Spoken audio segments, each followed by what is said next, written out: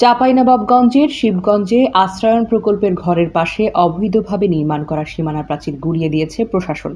রবিবার দুপুরে উপজেলার শাহবাজপুর ইউনিয়নের বালিয়াদিঘি পূর্বপাড়া এলাকায় এই অভিযানটি চালানো হয়। এতে নেতৃত্ব দেন সহকারী কমিশনার ও নির্বাহী ম্যাজিস্ট্রেট তৌফিক আজিজ। এর আগে রবিবার সকালে উপজেলা নির্বাহী কর্মকর্তা বরাবর লিখিত অভিযোগ দেন আশ্রয়ণ প্রকল্পের ঘরের উপর সুবিধাভোগী মাছকুড়া বেগম। অভিযোগে জানা গেছে, উপজেলার শাহবাজপুর ইউনিয়নের বালিয়াদিঘি পূর্বপাড়া এলাকায় আশ্রয়ণ প্রকল্প ঘরের সুবিধাভোগী আসনারা খাতুনের ছেলে আহসান হাবিব উত্তর হরিপুর মৌজায় ২০২ নম্বর দাগে ১ নম্বর খাস খাতিয়ানে অবৈধভাবে পাকা সীমানা প্রাচীর নির্মাণ করেছিল। ফলে জনসাধারণের যাতায়াতটি একেবারেই বন্ধ হয়ে যায়। এই ঘটনার প্রেক্ষিতে দুপুরে সেখানে অভিযান পরিচালনা করে সীমানা প্রাচীর গুঁড়িয়ে দেন সহকারী কমিশনার ও নির্বাহী ম্যাজিস্ট্রেট তৌফিক আজিজ। এ সময় শিবগঞ্জ থানা পুলিশ ও বিজিবি সদস্যরা অভিযানে সহযোগিতা করেন। Nusrat Jahan, CN Bangla news desk.